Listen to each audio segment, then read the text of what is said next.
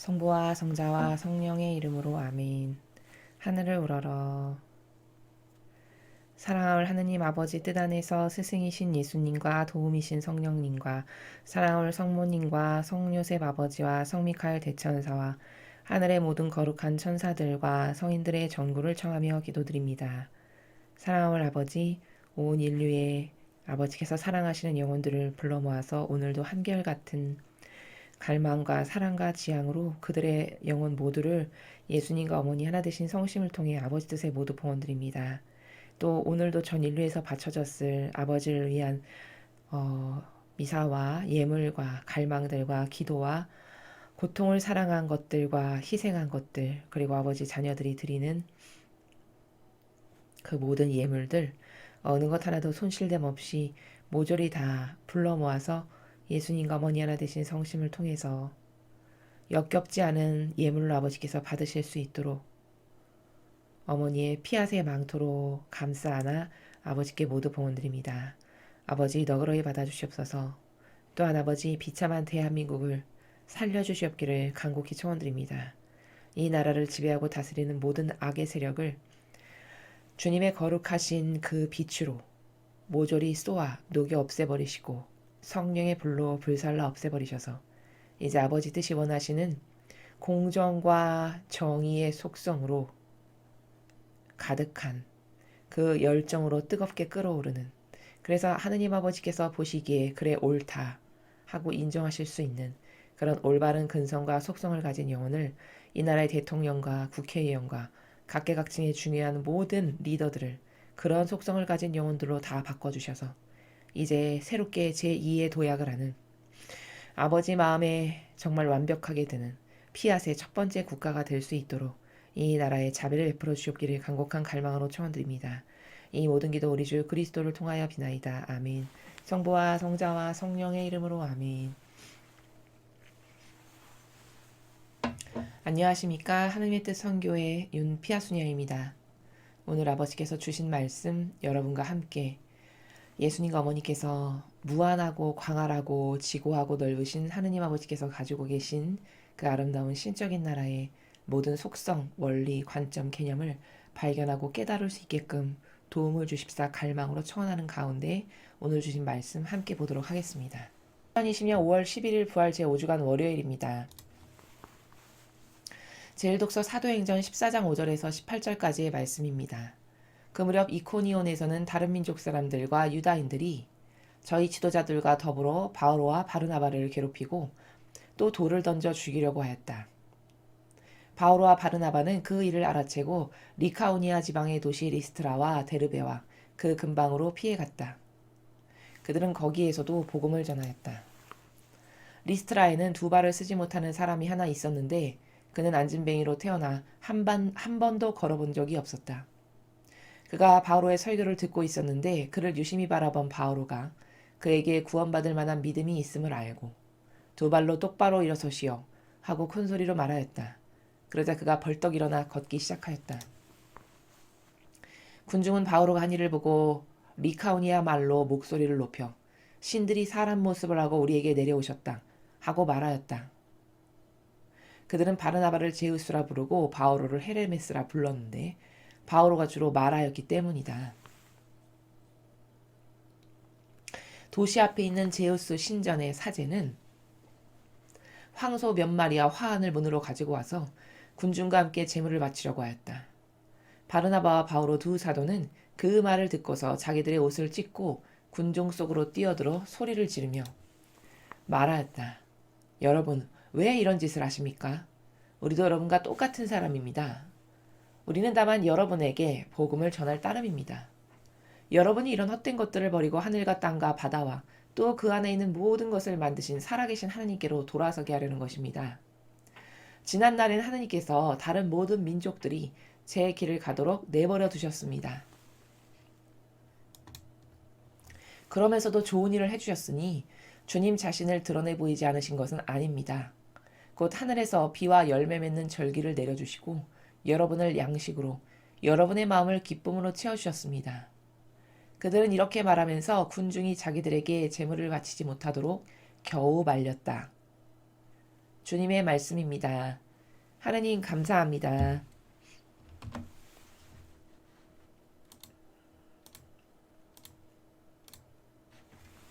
자, 여러분 오늘 이 사도행전의 일독서를 통해서 우리는 두 개의 세력이 있음을 발견하게 됩니다. 세상은 선과 악 두 개의 세력밖에는 존재하지 않습니다, 여러분.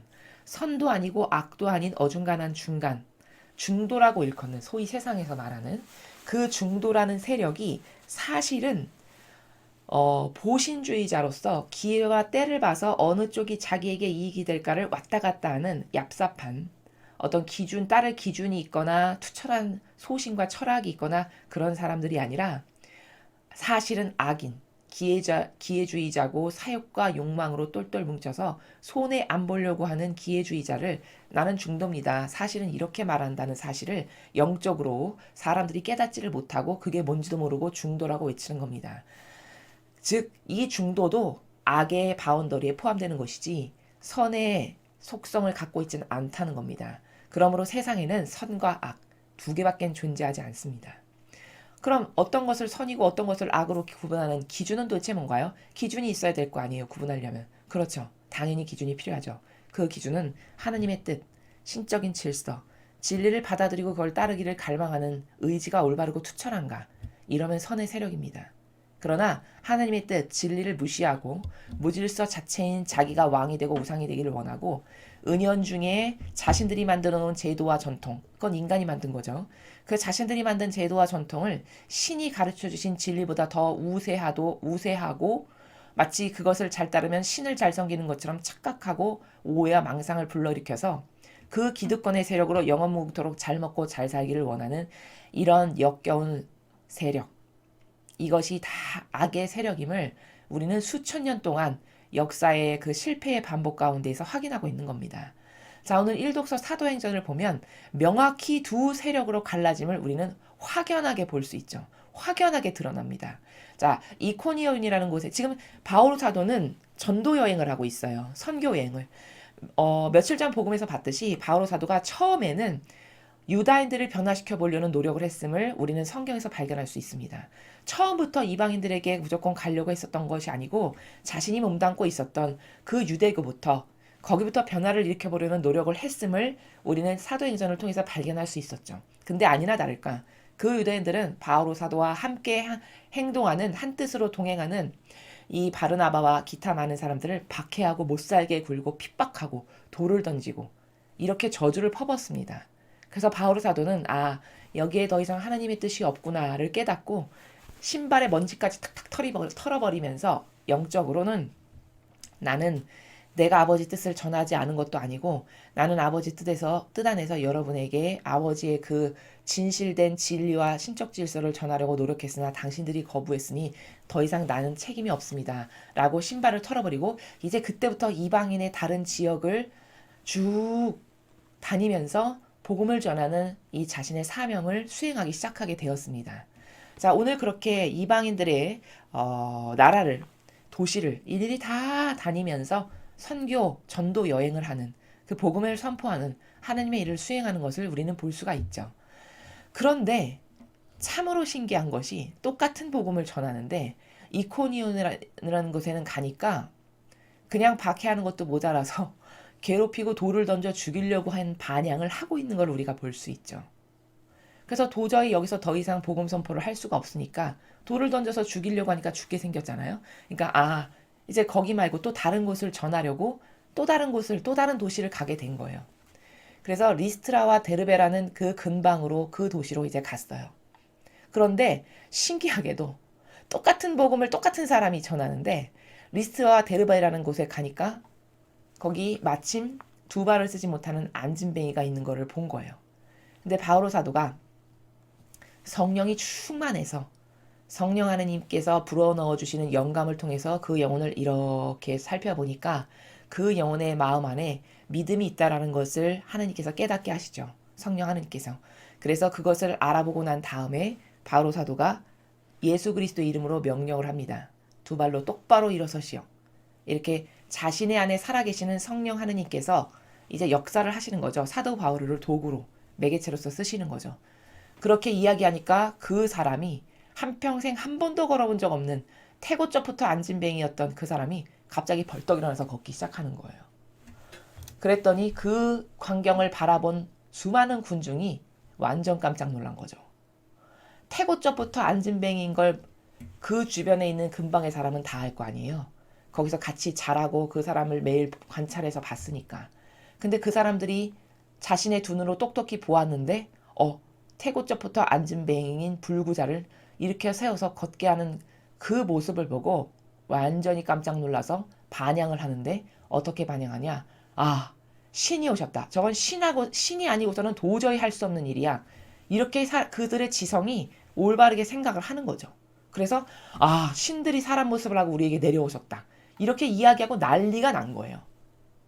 그래서 막 바르나바랑 바오로를 막 이제 신처럼 떠받들게 되는 이런 일까지, 이런 지경에까지 벌어지게 되는데, 여기서 중요하게 봐야 되는 첫 번째 관점은 뭐냐?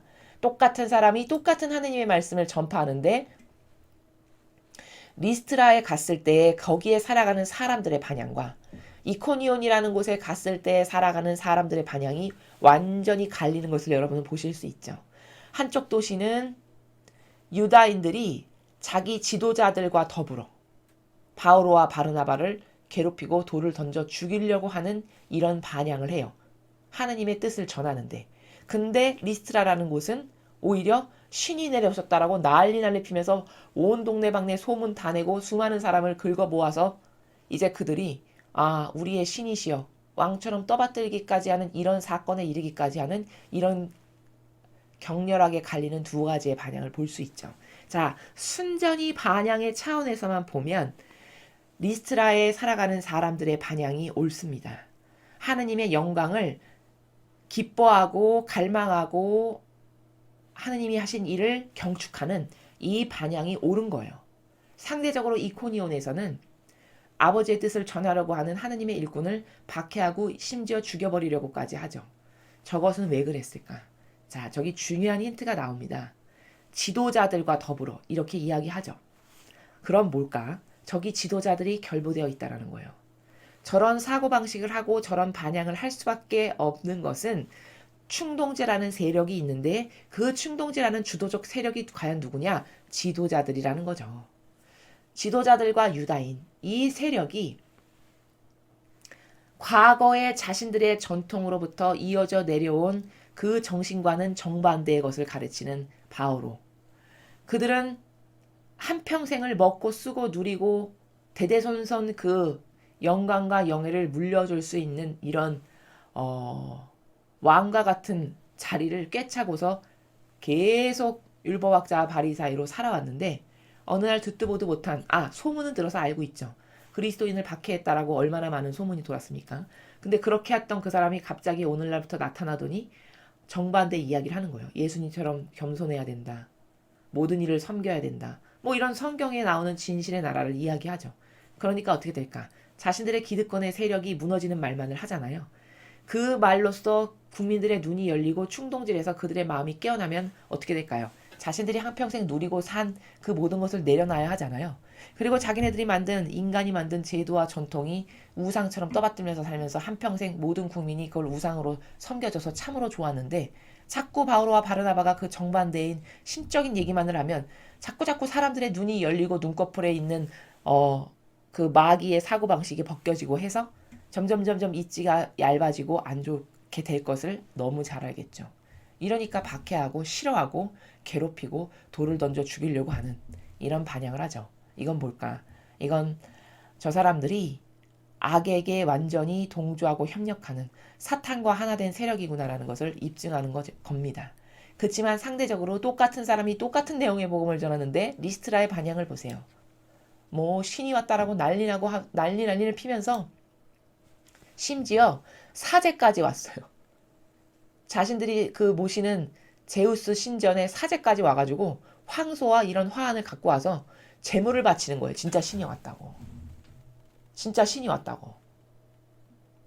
그러니까 이 이방인들은 그 바르나바와 바오로가 여태까지 자신들이 믿고 따랐던 저기 지금 제우스 헤르메스라고 불렀다라고 했잖아요. 그 제우스 신, 헤르메스 신, 이 신이 진짜 지상에 왔다라고 생각한 거예요. 너무나도 믿기지 않는 현실을 마주대하면서. 그러니까 이 사람들은 약간의 오해가 있는 것이 사실은 그 자신들이 믿는 제우스나 헤르메스라고 하는 불리는 그 신이 사실은 하느님이신데 하느님을 전하는 사람이 없다 보니까 몰랐던 거죠. 그리고 그냥 그 일종의 그리스 로마의 신화에 나오는 그 신들을 지금 이야기하는 거죠. 그 신들이 자신들이 과거로부터 대대손손 믿고 전승해 왔던 신이니까 그냥 그 신을 섬기고 떠받들면서 살았던 거예요. 근데 그 신의 실체에 대해서는 배워본 적이 없었던 거죠. 그러니까 오해를 갖고 있었던 거예요. 근데 반양 하나는 잘했다라는 거예요. 신에 대한 경외심을 갖고 있다라는 저 나라와 신을 신으로서 마땅히 받으셔야 될 권리를 되돌려드리기 위해서 막 예물을 바치고 막 제물을 바치고 하는 이 모든 반향은 하느님을 몰라서일 뿐이지 그런 오해만이 있을 뿐이지 반향적인 나라로 봤을 때는 올바른 반향을 하는 거라는 겁니다. 이렇게 인간은 선의 세력, 하느님께 신에 대한 올바른 반향을 하는 선의 세력이 반드시 존재하고 이 세상에는 악의 세력, 하느님을 오히려 전하면 그 하느님을 전하는 세력에게 저주를 퍼붓고 경멸하고 멸시하고 욕하고 죽이려고 하는 이런 악의 세력. 이 두 개의 세력이 항상 공존해 왔다. 인류는 역사성 가운데서 살펴보면 이것을 발견하게 되는 거예요. 자, 그러나 추가로 여기서 조금 더 보충해서 부연 설명을 해야 될 것이 있는 것은 뭐냐 하면 저 사람들의 저 지금 이 도시가 리스트라라는 도시에 살아가는 사람들의 마음 자세와 정신은 똑발랐어요. 올바르게 반영을 한 건 맞습니다. 근데 약간의 오해가 있었던 것은 뭐냐? 하느님이라고 하는 그 신에 대한 인지 체계가 없었어요. 신에 대해서 똑바로 배웠던 적이 없고 들어본 적이 없어서. 그래서 자신들이 신이라는 존재를 믿기는 했고 그런 신에 대해서 갈망하는 마음은 있었지만 그냥 과거로부터 있었던 뭐 제우스나 헤르메스 이런 걸 그냥 신으로 섬기면서 살았던 이런 오해가 있었다라는 것. 자, 두 번째 오해는 뭘까? 이 사람이 이 바오로나 바르나바를 신처럼 떠받드는 이런 반향. 이게 자칫 잘못하면 어떻게 흘러갈 수 있죠? 사람을 왕으로 떠받들고 섬기는, 사람을 신처럼 떠받들고 섬기는 우상 숭배 쪽으로 변질이 될 수가 있죠. 그렇지만 이 사람들은 알고 그렇게 한 건 아니에요. 이 사람들은 진짜 신이 내려왔다라고 그 순수성과 단순성이 자신들이 믿고 따르고 갈망했던 그 믿는 신, 그 신이 인간의 모습을 하고 진짜 내려왔다라고 생각해서이지 이들을 우상 숭배 하려고 했거나 그런 잘못된 의도나 잘못된 교육을 받아서 그렇게 했다라는 것은 아니라는 것을 여러분이 분별하실 수 있으시죠. 그렇지만 여기서 올바르게 교정시켜주고 바로잡지 않으면 로마 가톨릭의 수많은 신자들이 교황님이 한국에 왔다 그러면 신처럼 떠받들면 지금 똑같은 거예요. 이 사람들이 바오로와 바르나바를 제우스라 부르고 헤르메스라고 부르면서 막 갔다가 막 제사 지내고 뭐 갖다 바치고 이렇게 신처럼 떠받들죠. 사람을. 로마 가톨릭에 살아가는 수많은 성도들이 깨닫지를 못해서 교황이 방문했다. 그럼 그 교황을 신처럼 이 군중들처럼 지금 떠받드는 일을 하는 거예요. 근데 문제는 뭐냐면 어디가 잘못된 거냐면 그 주님의 일꾼이 예수님이나 성모님의 정신과 가르침과 모범과 카리스마를 닮은 그 올바른 반영과 그렇게 해서 맺은 열매가 있다면 그것은 신처럼 떠받들어야 되는 게 아니라 그냥 하느님의 일꾼으로서 존중하면 되는 겁니다. 존중. 이렇게 신처럼 떠받들어야 되는 게 아니고 오히려 그런 인간을 하느님이 받으셔야 될 권리를 그런 인간에게 돌리고 그렇게 신처럼 떠받든다. 그럼 이것은 우상 숭배의 역겨움의 짓을 죄를 짓는 일이 됩니다. 십계명에 분명히 두 번째 계명에 우상 숭배하지 말라라고 쓰여 있어요. 근데 이 로마 가톨릭은 그 십계명마저도 변질시켜서 지금은 두 번째 계명에 우상 숭배하지 말라는 것을 빼버렸습니다. 여러분 성경 잘 찾아보세요. 제 말이 맞는지를. 과거의 시대에 나 있었던 성경에는 분명히 두 번째 십계명이 우상 숭배하지 말라였어요. 그러나 지금 요즘에 나오는 성경에는 두 번째 십계명이 우상 숭배하지 말라는 항목이 없습니다. 빼버렸어요. 이렇게 사악한 집단이에요. 하느님은 그렇게 하느님 아닌 신, 하느님 아닌 인간에게 절하는 그 우상 숭배를 저주받을 만큼 싫어하세요. 그럼 왜 그럴까? 그건 당연한 거죠. 왜? 하느님만이 받으셔야 될 권리가 마땅히 존중되어야 하기 때문이에요. 아버지만이 받으셔야 될 권리가. 그 권리를 인간에게 돌리면 당연히 안 되는 거죠. 질서와 경계에서 벗어나고 어긋나는 거죠. 이게 우상 숭배의 엄청난 죄악이에요. 근데 가톨릭의 대부분의 신자분들이 이 우상 숭배하지 말라라는 두 번째 십계명의 이 엄청난 아버지가 주신 질서를 망각하고 깨닫지 못하고, 그리고 은연중에 종교 생활을 하면서 잘못 받아들인, 예를 들면 성당에서 그 주임 신부나 본당의 보좌 신부를 신처럼 떠받드는 일을 수녀님들이나 다른 일반인들이 하죠. 그걸 보고 은연중에 자신도 모르게 배운 거예요. 습관화가 된 거죠. 경향으로 자리를 잡은 거죠. 그래서 자기도 모르게 그렇게 사제에게는 그런 식으로 대해야 되는 게 신앙생활을 하는 사람의 올바른 자세인 양, 이렇게 착각을 하는 거죠. 그럼 제가 무시하고 깔보고 막대하라는 말이냐? 그 말이 아닙니다. 저는 분명히 말씀을 드리지만, 누군가가 하느님의 일꾼으로서 예수님이 하셨을 법한 일을 항상 하고 자신을 겸손하고 낮추면서 산 희생제물로서 늘 아버지 뜻에 바치고, 그래서 나에게 맡겨준 이들을 위해서 의인으로서 희생하는 정신으로서 그들을 위해서 나를 내놓는 것이 사실적 열매의 결과로 보이고, 그리고 하나님을 공경하는 사랑하는 그 정신의 자세가 고통을 사랑하고 극기할 줄 알고 배상과 보석할 줄 알고 자신을 산희생제물로 내놓아서 나를 돌보는 나를 없이 하는 이런 열매가 확연히 보여진다면 그는 하나님의 일꾼으로 마땅히 존중해야 되는 게 맞는 겁니다.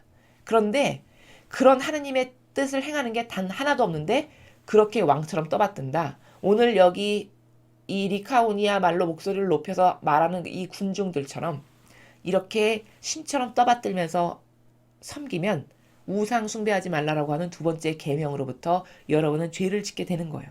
그건 하느님만이 받으셔야 될 권리를 인간에게 되돌렸기 때문에, 그런 죄악을 저지른 인간은 성경에서 어떻게 됐죠? 우상 숭배하고 아버지가 마땅히 받으셔야 될 권리를 다 인간에게 되돌려드린 그 유대인들, 바리사의 율법학자를 우상으로 신처럼 떠받든 것 아닙니까? 그들의 신앙생활이, 그들의 말로가 어떻게 됐는지를 보십시오. 그들의 말로가 다 패망했잖아요. 한평생 신이 아닌 율법학자와 바리사이를 우상으로 떠받들고 그들이 만든 제도와 전통을 신처럼 떠받들긴 그들의 말로가 어떻게 됐는지를 역사성 가운데 우리는 다 확인할 수가 있는 거잖아요. 그렇게 된다라는 거예요. 그게 하나님께 역겨움과 모욕을 드리기 때문입니다. 그래서 오늘 이 반향은 참으로 올바르지만, 이 반향에서도 하나 교정해줘야 될 것은, 이 사람들이 지금 몰라서 저렇게 우상처럼 바오로와 바르나바를 떠받들고 섬기지만 가르쳐줘야 되겠죠. 그래서 바오로는 올바르게 지금 가르쳐주고 전하고 있어요. 왜 나에게 이런 짓을 하냐. 여러분, 나는 인간입니다. 난 이런 걸 받을 자격이 안 되는 부족하고 역겨운 원죄를 가지고 있는 인간이에요. 나는 뭐하러 여기 왔냐? 여러분에게 이런 우상 숭배나 받으려고 온 게 아니고, 여러분이 이런 헛된 제우스 신이나 무슨 헤르메스 신, 이건 신 아닙니다, 여러분. 진짜 신은 하느님 아버지 한 분만 계세요. 그 모든 것을 만드신 살아계신 하느님께로 여러분 잘못된 것을 다 되돌려야 됩니다. 난 이것을 전하려고 왔어요. 그게 15절의 이야기죠. 올바르게 관점을 교정시켜주고 있는 거예요, 사도 바오로가.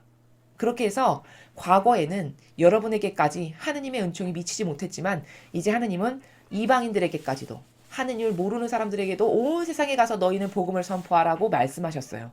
나는 그 뜻을 받들어서 그분의 사도로서 일꾼으로서 여러분에게 복음을 전하려고 이렇게 온 겁니다. 이 이야기를 올바른 관점으로 심어주고 교정을 시켜주고 있죠. 그렇게 해서 군중이 자기들에게 제물을 바치는 것을 못하도록 겨우 말렸다. 납득시키고 이해시키고, 이것은 우상숭배다. 너희들이 모시는 제우스나 헤르메스는 신이 아니다. 신은 오로지 하느님 아버지 한 분뿐이시다. 나는 그런 분이 아니다. 나는 그분의 종이고 그분의 매개체고 충직한 도구일 뿐이다. 하지만 우리 아버지는 이런 분이시다. 지금 이런 나라를 가르쳐주고 있잖아요. 그렇죠. 그래서 오늘 우리가 일독서인 사도행전을 통해서 보아야 될 관점은 이거예요. 선과 악의 세력은 인류 역사가 태고적의 천지 창조 때부터 계속적으로 존속해 오고 있다. 그런데 그 선과 악이 어떻게 나뉘는 거냐? 따를 기준이 뭐냐? 따를 정신이 뭐냐에 따라서 확연히 갈리는데, 오늘 여기서도 보면은 이코니아에 있는 사람들은 하느님의 뜻을 전하는 바오로와 바르나바를 박해하고 돌로 쳐 죽이려고 해요. 왜일까? 자신들이 가지고 있는 뭔가 기득권의 세력을 위협하는 위협적 존재니까 싫은 거예요. 그걸 누가 충동질하냐? 지도자들이라고 나왔어요. 지도자들과 함께 유다인들이. 그러니까 아무리 진리를 전해도 이들은 옳고 그른 것하고는 상관이 없어요. 누가 하는 말이 진실인가 사실인가 성경에 나오는 팩트인가 진리인가 이것하고는 상관이 없습니다. 그것에만 따르는 사람이라면 바오로 사도가 말한 것을 받아들였겠죠. 이들이 마귀 세력이라는 게 이렇게 철저히 입증되는 게 그들은 진리를 따르지 않는다라는 것이 바오로 사도를 박해하고 내쫓고 죽여버리려고 했다라는 그 사실만 봐도 이 사람들은 진리를 따르는 세력이 아니라 인간이 만든 제도와 전통을 따르고 우상을 숭배하는 율법학자 바리사를 신처럼 떠받드는 이런 변질된 마귀 세력이구나. 확연히 입증이 되는 거죠. 그러나 오히려 하느님 모르고 그냥 자신들의 조상으로부터 대대손손 이어져 내려오는 그냥 뭐 제우스나 헤르메스나 믿던 이런 이방인들은 바오로 사도를 받아들이는 나라를 보십시오. 기적 딱 한 번 목격했는데 바로 바꾸죠. 바로 반향이 달라요. 나오는 반향의 세계가. 그럼 유다인들은 기적을 못 받는가? 못 봐서 이렇게 반향하는가? 천만의 말씀이죠. 여러분 예수님을 보세요. 예수님이 기적 한 번만 행하셨나요? 이스라엘에 오셔서? 아닙니다. 수도 없이 많은 기적을 행하셨어요. 5,000명을 먹이신 것부터 해서 소경 눈뜨게 해줘, 절름발이 걷게 해줘, 반신불구자, 중풍병자 그 4명의 친구 들컷들고 온 그 4명의 친구 중풍병자 일어나서 들컷들고 걸어가게 해. 엄청나게 하여라는 여자 고쳐주셔. 수없이 많은 기적을 벌이셨죠. 그럼에도 불구하고 유대인들은 이스라엘 백성들은 바리사 율법학자들은 예수님을 박해해서 죽여버렸죠. 어떤 차이일까? 이코니온에 살아가는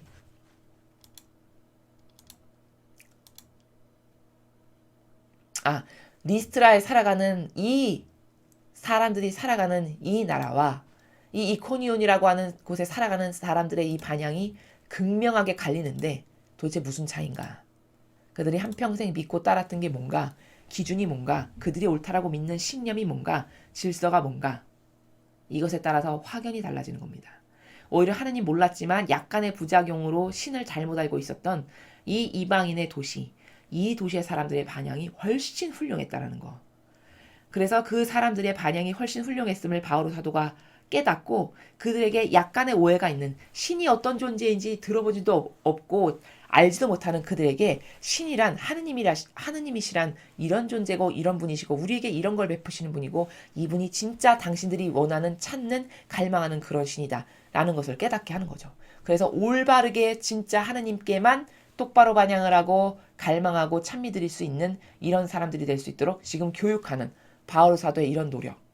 과연 이런 노력이 로마 가톨릭에서 보이는지 잘 생각해 보십시오. 로마 가톨릭에 신이 아니고 아버지의 뜻을 똑바로 행하지도 않는데 끊임없이 신처럼 떠받들며 모시는 이 성도들의 반향이 잘못된 것이요. 둘째, 성도들이 설령 그렇게 반향을 했다면 그들이 알고 있는 잘못된 사고방식과 정신과 나라 안에 살아가는 마귀를 깨닫게 해서 나는 신이 아니니 나한테 이렇게 하시면 안 됩니다라고 말하는 사제가 과연 로마 가톨릭에 한 명이라도 있는가? 나에게 이렇게 하면 당신도 나도 천벌받습니다. 하느님께 저주받습니다. 이스라엘의 역사를 보십시오. 잘못된 방법으로 신을 섬겨서 망한 거잖아요. 대표적인 예죠. 하느님이 원치도 않는 잘못된 방법으로 신을 섬겨서 망한 거예요. 그쵸? 그리고 그 바리사 율법학자들은 한평생 그들이 신처럼 떠받들고 자신들을 모시는 것을 사양하기는커녕 이렇게 바오로 사도처럼 그러면 큰일 난다라고 똑바로 가르치기는커녕 애헴거리면서 그들이 주는 그 존경과 영광과 영예를 자신애들이 다 받아먹고 한평생 왕처럼 살다가 망한 게 그 바리사 율법학자들 아닙니까? 그래서 우리는 반향이 얼마나 중요한가 첫째. 둘째, 반향을 똑바른 것에 하지 못하면 그것도 역시 내 영혼이 까딱 잘못하면 패망으로 가는 지름길이다. 하느님 아닌 것에 절하는 것이 우상을 숭배하는 겁니다. 하느님 아닌 다른 기타 모든 것에 절하고 공경하고 흠숭하는 것이 이게 바로 우상 숭배라는 겁니다. 그렇게 우상 숭배를 했던 과거 이스라엘의 역사를 한번 여러분 잘 인터넷으로 찾아보십시오. 어떻게 왜 망했는지를. 똑같은 과오를 범한다면 우리도 똑같이 망할 수밖에 없는 게 하느님의 다스림의 법칙의 나라라는 것. 이거를 명심하셔야 됩니다. 자, 오늘 주신 복음 함께 보시겠습니다. 요한복음 14장 21절에서 26절까지의 말씀입니다. 주님 영광 받으소서. 그때 예수님께서 제자들에게 말씀하셨다. 내 계명을 받아 지키는 이야말로 나를 사랑하는 사람이다. 나를 사랑하는 사람은 내 아버지께 사랑을 받을 것이다. 그리고 나도 그를 사랑하고 그에게 나 자신을 드러내 보일 것이다. 이스카리옷이 아닌 다른 유다가 예수님께 주님, 저희에게는 주님 자신을 드러내시고 세상에는 드러내지 않으시겠다니 무슨 까닭입니까? 하자 예수님께서 그에게 대답하셨다. 누구든지 나를 사랑하면 내 말을 지킬 것이다. 그러면 내 아버지께서 그를 사랑하시고 우리가 그에게 가서 그와 함께 살 것이다. 그러나 나를 사랑하지 않는 사람은 내 말을 지키지 않는다. 너희가 듣는 말은 내 말이 아니라 나를 보내신 아버지의 말씀이다. 나는 너희와 함께 있는 동안에 이것들을 이야기하였다. 보호자, 곧 아버지께서 내 이름으로 보내실 성령께서 너희에게 모든 것을 가르치시고 내가 너희에게 말한 모든 것을 기억하게 해주실 것이다. 주님의 말씀입니다. 그리스도님 찬미합니다. 자, 오늘도 그 삼위일체의 나라를 원리적으로 발견할 수 있죠. 26절에 보니까 아버지께서 내 이름으로 보내실 성령께서, 그러니까 지금 이 요한복음은 무슨 내용이냐면 이제 예수님께서 승천하시게 된 거예요. 지상에서 돌아가셨고 부활하셨고 제자들 앞에도 나타나셨고 많은 사람을 만나면서 마지막 과업을 다 완수하시고 나서 이제 승천하시게 되면서 승천하시면서 얘들아 나는 가지만 너희에게 보호자라고 불리우시는 성령 하느님을 보내드릴 거야. 그럼 너희가 그 성령 하느님과 함께 앞으로 아버지의 뜻을 아버지의 그 진리를 잘 전파하거라. 이렇게 지금 말씀을 하시는 거거든요. 근데 여기 보면 26절에 보호자, 곧 아버지께서 내 이름으로 보내실 성령께서 예수님의 이름으로 성령 하느님을 파견하신대요. 파견하시는 분은 누구시죠? 아버지시고. 그 아버지께서 성령 하느님을 파견하시는데 그 성령 하느님은 무엇을 하시는 분이냐? 예수님의 가르침을 떠오르게 기억하게 하시고 예수님께서 원하시는 것을 제자들에게 가르치시는 분. 그래서 사람들이 부를 때는 보호자라고 불리는 분. 이분이 성령 하느님이시다. 이렇게 이야기하시는 거죠. 그럼 내 이름으로 보내신다는 건 뭘까? 이름은 사명이라고 말씀드렸어요. 영적으로. 그럼 예수님이 입고 계시는 사명. 그 사명이 성령님을 파견하시는 거예요. 그렇죠? 그러고 성령님께서는 예수님께서 하신 모든 것을 이 지상에서 너의 마음과 정신 안에서 너와 함께 너를 도구로서 매개체로서 함께 수행하시게 될 것이다. 이게 삼위일체의 나라예요. 즉 세 분은 한 뜻이시라는 거예요. 하나의 의지. 아버지의 뜻을 이루시고자 하시는 단 하나의 의지로 완벽하게 하나 되신 용해 되신 세 분. 이게 삼위일체의 근본이에요. 그것을 26절에서 우리가 발견할 수 있죠. 다른 말씀에서도 구구절절이 다 삼위일체의 나라 안에서 아버지와 나는 하나다라는 것을 계속 입증해서 설명하고 계세요.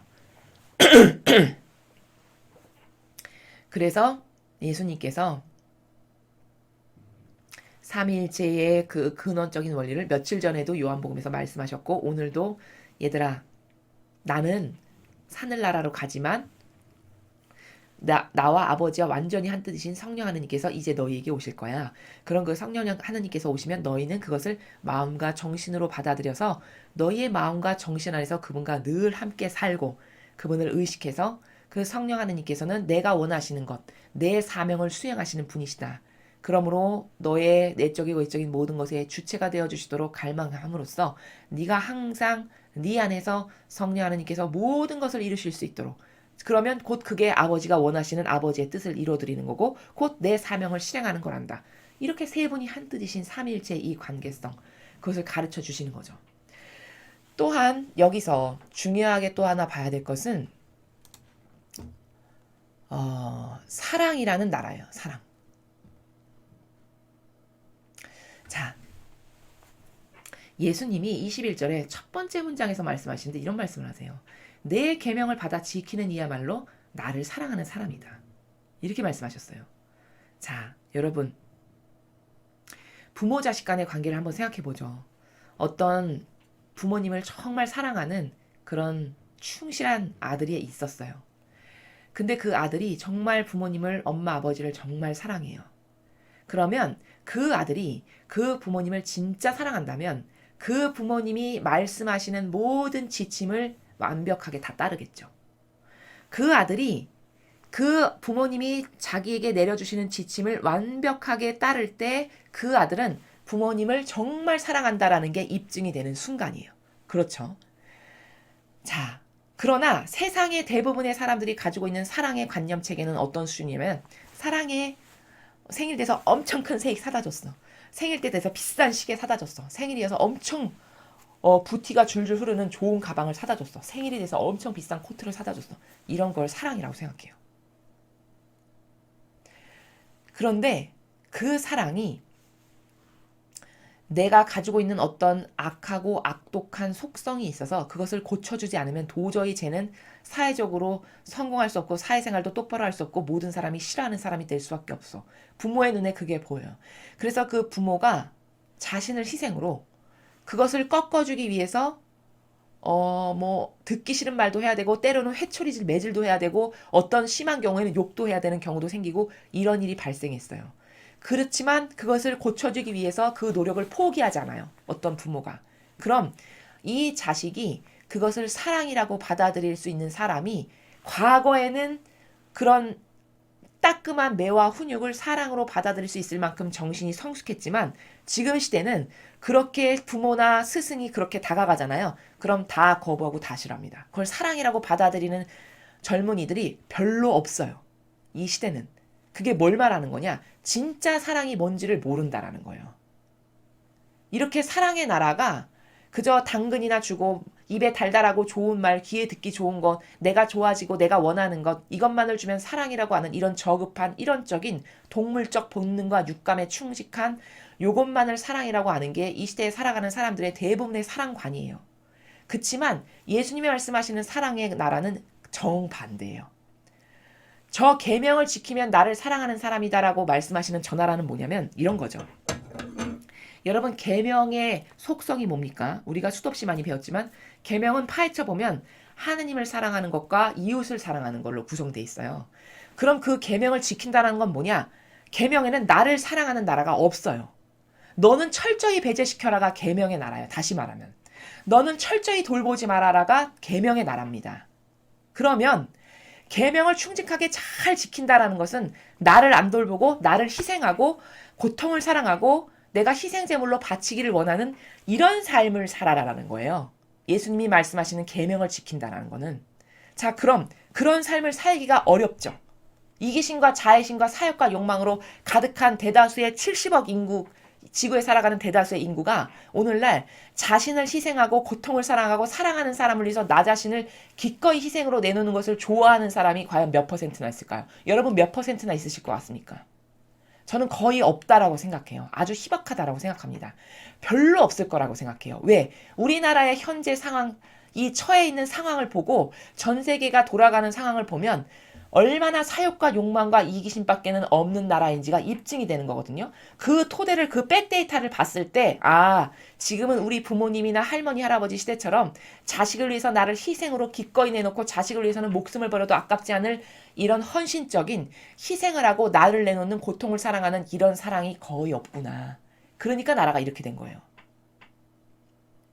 나라가 이렇게 된 것은 그런 올바른 의인으로서의 사랑의 정신을 수행할 사람이 점점 없다라는 명백한 증거입니다. 그러니까 나라가 이렇게 끊임없이 포퓰리즘과 돈 주고 퍼다 나눠주고 나누는 것을 끊임없이 말해도 그 대통령을 지지하는 사람이 이렇게 많다라는 것이 그 정도로 희생하고 의인으로서 고통을 사랑하는 사람으로서 사는 것은 싫어하는, 그리고 무조건 나눠주고 당근이나 주고 나에게 입안에 당장에 혀처럼 굴는 이런 사람만을 좋아하는 사고방식으로 농후하니까 그런 정권이 아직도 3년이 넘어도 저렇게 존속하고 그 정권의 지지율이 여태도 이렇게 있다라는 사실이 희생하는 것을 좋아하는 사람은 점점 없구나를 반증하는 거예요. 그렇다면 저렇게 예수님이 말씀하시는 저 사랑의 나라는 죽었다 깨나도 깨닫지를 못합니다. 예수님이 오늘 말씀하시는 저 한 문장, 단지 한 문장이지만 엄청나게 많은 나라가 들어있어요. 사랑이 무엇인가를 보여주는 거예요. 자, 뭐냐? 파헤쳐보면 네가 내가 준 계명을 충직하게 잘 지켜. 그럼 진짜 네가 나를 사랑한다라는 것을 너는 입증받는 순간이야. 왜 입증받을 수밖에 없냐? 내가 준 계명이라는 것은 너 자신을 돌보는 건 하나도 없는 거지 않니? 너 자신을 돌보는 건 하나도 없고 네 이익과 사욕과 욕망과 자애심과 이기심, 네 자아라고 하는 것은 하나도 추구하지 않겠다라는 게 계명의 나라야. 그럼 너는 그 계명을 충직하게 지켰다라는 것은 고로 너를 희생했다라는 뜻이요. 고통을 사랑했다라는 뜻이요. 의인으로 살았다라는 것이고 그리고 산 희생제물로 너 자신을 바쳤다라는 것이니 얼마나 네가 나를 사랑하면 내가 그렇게 살았던 모범으로 너도 살기를 갈망해서 나처럼 의인으로 희생의 산 제물로서 고통을 사랑하는 사람으로서 그렇게 살았니? 입증된 거란다. 얘야. 네가 나를 얼마나 사랑하는가를 입증이 된 거죠, 여러분. 왜? 자기 희생이 들어갔으니까. 나를 희생하면서라도 그 예수님이 주신 말씀을 나는 지켜야 되겠어. 왜? 내가 사랑하는 사람이니까. 나를 돌보는 게 하나도 없더라도 예수님이 주신 이 계명을 난 철두철미하게 지킬 거야. 왜? 나는 예수님을 사랑하니까. 사랑하니까 그분이 하신 희생을 나도 할 거야. 그분이 가신 고통을 나도 할 거야. 왜? 나는 그분을 사랑하니까. 이게 진짜 사랑이라는 거예요. 그러므로 희생이 들어가지 않았다는 것은 희생이 들어가지 않는데 누군가가 그것을 사랑으로 여긴다? 그것만큼 바보는 없어요. 여러분, 희생 들어가지 않은 말로만 사랑하는 것은 바보 천치도 할 수 있는 겁니다. 그리고 사람이 좋을 때는 누가 그렇게 못합니까? 기분 좋고 오늘 훌루랄라 너무 컨디션이 좋고 오늘은 뭔가 그냥 누가 돌로 쳐도 하나도 기분 안 나쁠 만큼 이런 좋은 일만 가득한 그런 상태야. 그럴 때는 누구도 다 사랑 실천할 수 있어요. 사랑이란 것은 가장 고통스럽고 힘들고 험난하고 어려울 때 어떤 반향을 하느냐가 진짜예요. 즉 다시 말하면 예수님이 가신 길이 저렇게 고통스럽고 치욕스럽고 모욕적이고 좋은 거라는 것은 하나도 자기를 위해 좋아지는 것은 하나도 없는 그 길인데 내가 진짜 예수님을 사랑하면 그래 나는 저분을 진짜 사랑하니까 나도 저 길을 갈 거야. 이렇게 사실적 백데이터로 되었을 때만이 그게 진짜 사랑이라고 하느님이 인정하시는 순간이다 이거예요. 그래서 예수님이 네가 계명을 지켰어. 그럼 나를 진짜 사랑하는 거란다.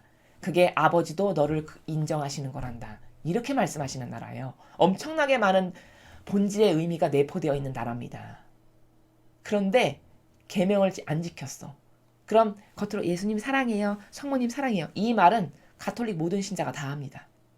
그치만 그 계명을 지키기 위해서 어쩔 수 없이 나에게 희생이 동반될 수밖에 없고 내가 고통이 짊어질 수밖에 없는데 그 절체절명의 순간에 그래.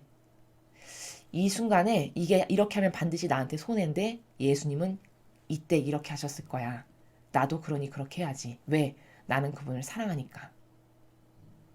이 정신으로 누가 그걸 했다. 그럼 그때가 아버지와 예수님께서 그래. 너는 나를 진짜 사랑하는구나. 이렇게 입증되는 순간이라는 거예요. 천상에는 참으로 마음에 드는 게 뭐냐면 공짜가 없어요. 그게 무엇이건. 너무 정직해요. 이래서 마음에 드는 거예요. 그러니까 거기는 이런 문재인 씨와 같은 이런 입으로만 하는 코스프레의 달인들인 이런 사람들이 속일 수 있는 나라가 아닙니다. 이래서 너무 마음에 들어요. 이 퍼펙트함이 너무 안정감을 주고 너무 마음에 들고 그 세계 자체가 마음에 들어요. 그렇지 않습니까, 여러분? 올바른 것을 좋아하고 퍼펙트한 것을 좋아하는 사람들은 천상의 나라를 좋아할 수밖에 없어요. 왜? 거짓이라고는 있을 수가 없으니까 설령 내가 죄악으로 가득하더라도 단죄받아도 불평불만이 없어요. 왜? 너무나도 명백하고 정확하시니까 단죄받아야지. 내가 잘못 살아서 지은 죄가 있어서 지옥을 가야 돼. 그럼 가야지. 근데 불만이 없어. 왜? 거짓이 없고 그 기준의 잣대 자체가 아버지는 나노 단위, 마이크로 단위까지도 정확하게 재시니까. 그러니까 불평불만이 없는 거예요. 거기서. 이래서 이 세계가 너무 마음에 드는 세계라는 거예요. 오늘 예수님께서 제자들에게 하신 말씀은 얘들아 이제 성령 하느님을 보내실 건데 나와 한 뜻이고 아버지와 한 뜻이신 우리는 의지 자체가 완전히 하나인 그런 보호자이신 성령님을 이제 너에게 보낼 거야. 그럼 너희는 그 성령님의 말씀에 귀 기울여서 완전히 그 성령님과 하나 되어서 아버지와 내가 이끄시는 원하시는 뜻을 한평생 사도로서 직분을 받은 종으로서 잘 수행하거라. 근데 얘들아 네가 나를 사랑하지 않니? 그럼 정말 사랑한다라는 건 어떤 순간에 입증되는 건 줄 아니? 네가 내 말을, 즉 내 계명을 완벽하게 지킬 때 너는 나를 사랑한다라는 게 입증되는 순간이야. 이렇게 말씀하시는 거죠. 자, 부모 자식 간의 사랑도 마찬가지죠. 아까 제가 말씀드렸던 비유를 다시 리마인드해서 이야기하면, 예를 들어서 그 어떤 아들이 부모님을 정말 사랑해요. 가식이 아니고 입에만 발린 것이 아니라 진실의 나라의 마음에서. 그럼 그 부모님이 말씀하시는 모든 것을 다 잘 지키겠죠. 그게 설령 지키기 싫고 따르기 싫고 그걸 하면 내가 좀 피곤하고 고통스럽고 힘들지만, 그치만 그럼에도 불구하고 진짜 사랑하면 그걸 따른다는 거예요. 바로 이럴 때 내가 부모님을 진짜 사랑하는구나라는 것이 입증되는 순간이에요. 예수님은 바로 그것을 오늘 사도들에게 말씀하시는 거거든요. 24절에도 반복해서 말씀하시잖아요. 같은 나를 사랑하지 않는 사람은 내 말을 지키지 않는다. 안 지킨다는 거예요. 내가 말한 진리, 내가 말한 거룩한 사랑, 내가 말한 십계명, 이런 거 안 지킨다는 거예요. 그게 곧 나를 사랑하지 않는다라고 반증되는 입증에 빼도 박도 못할 증거 자료라는 거죠. 그렇죠. 근데 무서운 거는 근데 그게 진짜 무서운 건 왜냐면, 너희가 듣는 말은, 얘들아, 네가 내 말을 안 들었잖니? 그럼 너는 나만 사랑하지 않은 게 아니라 넌 아버지도 사랑하는 거야. 즉 아버지도 거역한 거야. 왜? 그것은 네가 지금 듣고 있는 그 말은 나를 보내신 아버지가 말씀하시는 거거든. 왜? 나는 아버지랑 완전히 하나 된 한 뜻이거든. 그러니까 네 눈으로 봤을 때 육으로 보이는 거는 나 예수지만 사실 내 안에는 아버지가 살아계셔. 나는 아버지랑 완전히 용해된 한 뜻이기 때문이야. 그리고 나는 인성의 내 뜻으로는 아무것도 말 안 하거든. 그러니까 내가 말하는 모든 것은 사실은 아버지가 말씀하시는 거야. 근데 네가 내가 말하는 그 모든 것을 다 간과해버리고 안 지키고 거역하고 어기고 네 뜻을 충직하게 따르고 심지어 네 자아를 왕처럼 섬겨. 그럼 너는 나만 거부한 게 아니라 아버지도 거부한 거야. 그러니 어디 가야 합당합니까? 연옥 아니면 지옥 가야 합당하죠. 그것도 일반 신자가 아니라 자원한 봉사자다. 그럼 그건 칼날이 예리하니까 더 심각하겠죠. 기준의 잣대가 일반 신자하고는 달라져야 되는 게 마땅하니까. 이렇게 무서운 칼날같이 엄격한 질서와 규칙과 기준이 있는 나라예요. 여러분, 그럼 로마 가톨릭을 한번 생각해 보세요. 거룩한 사랑이라고 하는 아버지가 주신 이 사랑의 나라를 지킵니까? 십계명을 지킵니까? 진리를 따르고 삽니까? 아버지의 뜻을 이루려고 합니까? 어떤 것을 지킵니까? 그럼 여러분, 이렇게 지키는 게 하나도 여러분 눈으로 보시기에 입증되는 게 없잖아요. 결과로서 열매로서 맺어진 게 없잖아요. 그럼 그 집단은 어떤 집단이냐? 24절에 말씀하시죠. 나를 사랑하지 않는 사람은 내 말을 지키지 않는다. 사랑 안 하는 집단이에요. 근데 신자들이 사랑 가장 많이 하는 집단으로 착각하시죠. 교황이다. 그럼 하느님을 가장 많이 사랑하고 하느님하고 가장 친하고 하느님의 뜻을 가장 많이 이뤄드리는 이런 사람으로 착각하시죠. 얼마나 정반대로 아이러니한 겁니까? 여러분, 냉철하게 말하면 비가 오나 눈이 오나 더우나 추우나 다리 쩔뚝쩔뚝 걸리면서 그 무거운 다리를 질질 이끌고 한결같은 마음과 정신으로 성모님 동상 앞에서 묵주기도 하시는 그 할머니의 그 참된 신앙, 그 할머니의 그 진실된 마음, 이 사람이 하느님을 진짜 사랑하는 사람이에요. 이해가 되시죠? 진실의 나라는 속일 수가 없다니까요. 멍청하고 어리석은 사람이나 코스프레하는 그 겉표양에 속지, 진리를 조금만 배워도 그 마음속에 무엇을 담고 있는지가 훤히 보이게 됩니다. 왜? 마음속에 담고 있는 것이 다 겉으로 드러나게 마련이거든요. 마음속에 담고 있는 의지가 다 행동의 열매적 결과로 맺어지기 마련인 겁니다. 그 할머니, 다리를 한쪽을 계속 절뚝절뚝 저시지만 한결같이 매일 미사에 참석하시면서 비가 오나 눈이 오나 바람이 부나 태양볕이 내려찌나 추우나 하루도 거르지 않고 성모님 동상에서 묵주기도 하시는, 그리고 14철을 매일같이 돌면서 순환에 시가 있건 없건 매일매일 십자가의 길을 바치시는 그 할머니, 그 할머니의 진실된 믿음의 나라, 그 진실된 반향과 표현의 나라가 바로 예수님을 사랑하는 진짜고 하느님을 사랑하는 진짜 진실된 나라다라는 게 입증되는 순간이에요. 그러면 그 교황이 천당 가기에 합당한 게 아니라 그 할머님이 천국 가시기에 합당하신 분이다. 여러분도 이해가 되고 납득이 되시죠? 이렇게 분별이 되는 거예요. 예수님은 내 말을 지키지 않아. 그럼 나를 사랑 안 하는 거다. 분명히 말씀하셨어요. 근데 무서운 건 뭔 줄 아니? 내가 말하는 그 말이 내 말만이면 괜찮겠는데 나는 내 뜻으로는 아무것도 말 안 하거든. 그럼 내가 말하는 것은 내 말뿐만 아니고 사실은 아버지의 말씀이야. 난 아버지의 뜻을 전하는 충직한 종이니까. 그럼 역으로 말하면 너는 아버지의 뜻을 거스른 거고 아버지 말을 안 들은 거고 아버지 말을 어긴 거야. 근데 교황이라고 엄청 높은 자리에만 앉아 있어. 그럼 여러분 그게 천당에 가기에 합당할까요? 여러분 어떻게 생각하십니까? 저렇게 제자들이 마땅히 수행해야 될 직분의 그 사도직이 있고 그 직분의 사도직이라는 것은 예수님이 벌써 2000년 전에 모범을 다 보이셨고 그것은 코스프레가 아니라 진실된 나라에서 자신을 얼마나 낮추고 낮춰서 영혼을 살리기 위한 그 목적성 하나로 산 제물로서 자신을 바치셨잖아요. 결과가. 그쵸? 그리고 아버지 뜻이 이루어지기만을 그토록 갈망하셔서 선하신 스승님 이렇게 하니까 너 왜 나 선하다고 하냐? 선하신 분은 아버지 한 분뿐이죠. 아버지 말고는 아무도 선하다는 말을 들으면 안 돼. 이렇게까지 철두철미하게 아버지의 경계와 권리를 존중해드렸어요. 그럼 이런 정신 아닌 수많은 로마 가톨릭에 살아가는 높은 직함과 권한을 가진 고위 성직자들이 맺은 열매, 그 맺은 열매가 예수님과 같은 이런 열매가 어디 있는지 한번 여러분 잘 살펴보십시오. 그들이 맺은 열매는 난민 받아들여야 되고 소수 동정애자 끌어안고 포용해야 되고 그들도 하느님은 사랑하십니다. 사랑해야 됩니다. 그쵸? 이렇게 해서 경계 다 허물고 세월호 6년이 지났는데 아직까지도 천막 쳐놓고 충동질해서 마치 그것을 잘 돌보면 하느님의 사랑이 차고 끌어 넘치는 영혼인 것처럼 코스프레하기 위해서 그 천막을 그렇게 오랫동안 쳐놓고 아직도 거기서 그 영혼들을 위로하고 사랑하는 착한 하느님의 천사인 양 그런 코스프레하면 그런 사악한 역겨운 자 그럼 진짜 그렇게 영혼을 사랑하냐 자 영혼 여러분 그렇게 사랑하는데 무신론의 그 사악한 빨갱이 정권에 그렇게 하나 되고 협력하고 동조합니까? 영혼을 살리는 것에 그렇게 관심이 있고 하느님의 자녀들을 그렇게 열심히 돌보는데 절대로 그렇게 하지 않겠죠.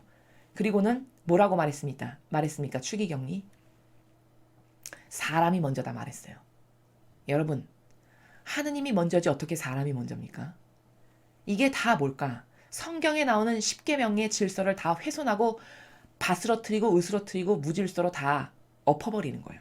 이런 말을 서슴없이 하는 게 이 시대에 추기경이라고 하는 하느님의 일꾼이에요. 사람이 먼저입니다.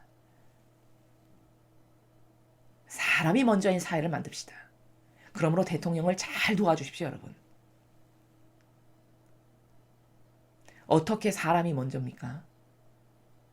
그 사람을 만드신 하느님이 먼저이셔서 그 하느님을 흠숭하고 받들고 사랑해야 되는 게 제1계명이에요. 그럼 이 계명을 다 흔들어버리고 없애버리고 무질서하게 교란시켜버리고 박살내버리는 거잖아요. 하느님보다 사람을 더 높은 위치에 갖다 놔야 한다라고 충동질하고 성동질하면서 이렇게 해서 우상화 작업을 하는 거지 뭡니까? 이렇게 해서 사람이 하느님보다 더 높아져야 된다는 걸 은연중에 가르치는 거예요. 이런 마귀적 역할을 하는데도 하느님의 일꾼이라고 떠받들고 섬기고 하는 이것이 맺은 열매가 이스라엘이 망한 열매다라는 걸 여러분이 잘 인식하셔야 돼요. 그가 진짜 예수님을 닮은 열매가 있다면 존중해야 되는 겁니다. 우상으로 떠받드는 게 아니라. 그러나 그마저도 없다. 그럼 율법학자와 바리사를 떠받들어서 망한 이스라엘 백성의 그 처참한 운명을 한번 보세요. 어떻게 되었는지. 예수님은 이 지상에 오셔서 바리사의 율법학자가 하느님의 일을 똑바로 했다면 그들에게 그런 말씀 안 하셨겠죠. 이 위선자들아, 이 회칠한 무덤아 이렇게 말씀하셨잖아요. 바리사 율법학자들에게. 그럼 지금 바리사 율법학자보다 로마 가톨릭의 고위 성직자들이 더 낫습니까? 그들이 바리사야 율법학자처럼 철저하게 과거에 기도도 떨어지지 않고 예물도 떨어지지 않게 그렇게 철저하게 하느님을 섬겼던 그런 철저한 그런 관념조차도 없는 사람들이잖아요. 율법학자 바리사이보다 더 사악하잖아요. 조문은 1700여 개가 넘는 걸 만들고 심지어 과거에는 빨갱이 무신론을 섬기진 않았어요. 지금 빨갱이 무신론하고 동조하고 하나 되고 협력하잖아요. 그럼 더 사악한 집단으로 변질된 게 맞죠? 그 결과가. 그런데 이런 집단에게 그렇게 머리 조아리면서 신처럼 우상숭배하면 어떻게 될까를 잘 생각해 보시라는 거예요. 예수님은 이 지상에 오셔서 바리새와 율법학자들에게 회칠한 무덤아, 이 겉과 속이 다른 위선자야, 이렇게 말씀하셨어요. 심지어 이 로마 가톨릭이 그렇게 떠받드는 세례자 요한은 그 자기가 세례자 요한이 그 물로 세례를 베풀 때 자기에게 세례를 받으려고 다가오는 그 율법학자 바리새들에게 뭐라고 말했습니까? 이 뱀의 족속들아, 이렇게 얘기했죠. 뱀의 족속, 사악한 마귀의 족속이 네 조상이다, 이 말이죠. 그 정도로 악독하고 악랄하게 하느님을 섬기는 것처럼 모두를 속이는 그런 왕처럼 살았던 사람들이 바리새와 율법학자들이었어요. 그럼 지금 로마 가톨릭은 그것보다 더한가 덜한가 여러분 보시기에 그들이 맺은 열매의 결과를 봐서 어떤가 잘 분별해 보셨으면 좋겠습니다. 자, 오늘 우리는 일독서에서 똑같은 사람이 하느님의 일꾼이 하느님의 뜻을 전하는데 선과 악의 결이 각각 다르게 반영하는 그 나라를 보았습니다. 무슨 차이여서 똑같은 사람인데 그렇게 각각 하느님에 대해서 다르게 반영할까? 배우고 들은 게 달라서요. 누룩처럼 그들의 영혼 안에 스며들었던 인간의 제도와 전통과 사고방식과 그 무서운 경향이 바오로 사도가 전하는 하느님의 말씀이 진실인가 아닌가에는 상관도 없이 무조건 박해하고 자신들의 기득권을 협박하는 세력이다, 은근히 겁박하는 세력이다 해서 싫어했던 거죠. 사욕과 욕망을 지키기 위해서. 그러나 그런 것에 대한 어떤 고정된 이상한 사고방식의 경향이 없었던 그냥 순수한 이방인들은 신에 대한 약간의 오해가 있었을 뿐이지 하느님이 하신 그 권능의 일에 대해서는 올바른 반영을 했다는 거예요. 자, 이래서 잘못 새겨넣은 것이 얼마나 무서운 것인가에 대해서 잘 깨달아야 됩니다. 무엇을 잘못 새겨넣은 것은 차라리 하느님을 모르는 백지 상태보다도 못해요. 왜? 그걸로써 항상 내가 먼저 평가하고 내가 먼저 단죄하고 내가 먼저 옳다 그르다 이렇게 저울질하기 때문에 그런 이상한 사고방식의 나라를 갖고 있는 것은 정말 그 영혼에게 독이다 라는 것을 발견할 수 있고, 요한복음을 통해서도 삼위일체이신 하느님 아버지와 완전히 한뜻이셨던 예수님과 아버지와 성령 하느님의 관계성에 대해서 우리는 볼 수 있었습니다. 의지가 하나셨다는 거예요. 한 뜻. 그 한 의지로 완전히 용해되신 세 분. 그 세 분의 영이 이젠 예수님께서는 천상에 올라가실 수밖에 없고, 그럼 예수님을 대신해서 그 예수님이 하실 법한 일을 할 수 있도록 도와주시는 성령 하느님인 보호자를 사도들에게 보내셨다. 그 사도들은 보호자인 성령 하느님의 인도에 따라서 충직한 종으로서, 매개체로서, 도구로서 그 성령 하느님이 이끄시는 대로, 인도하시는 대로 아버지의 뜻을 행하는 충직한 도구들이 됐었다. 또 하나 중요한 여기에서 관점은, 네가 진짜 나를 사랑하지 않니? 그럼 너는 내 계명을 지킬 것이다. 그 내 계명을 지킨다는 나라가 과연 뭔가에 대해서 설명을 드렸어요. 그것은 희생이요, 그것은 의인으로서 사는 거고, 고통을 사랑하는 거고, 나를 산 희생제물로 내어드리고 바쳐드리는 것. 이것을 예수님이 그렇게 하셨으니까 나는 예수님을 사랑하니까 나도 기꺼이 그렇게 하겠습니다. 이 정신으로 맺은 열매가 있을 때만이, 그 열매가 보여질 때만이 진짜 예수님을 사랑하는 사람이구나라는 것이 입증되는 순간이라는 거예요. 그러나 세상 사람은 말로 사랑해, 물질 갖다 주고, 좋아하는 거 돈 주고, 떠받들어 주고, 기호 충족시켜주고, 경향 충족시켜주고, 이러면 이것을 사랑으로 생각하죠. 이 사고방식이니까 이 정권이 하는 이 추악한 짓에 매일 속는 거죠. 이렇게 3년이 지났는데도 불구하고 보는 눈이 없어서, 관점이 없어서, 이게 너무나도 안타깝다는 사실. 여러분, 본질을 바라보는 눈을 키웁시다. 본질을 바라보는 눈이 없으면 그저 저 미물인 돼지, 개의 사고방식과 다를 게 없습니다. 우리는 그 정도 수준밖에 안 돼요. 본질을 모르면. 이게 정직한 나라입니다. 그래서 자꾸 진리를 통해서 본질을 깨닫고 본질만을 추구하는, 이 진리만을 추구하는 내가 되기를, 여러분이 되시기를 갈망하시는 그런 오늘 하루 되셨으면 좋겠습니다. 이상으로 2020년 5월 11일 부활 제5주간 월요일 복음회설을 마치겠습니다. 감사합니다.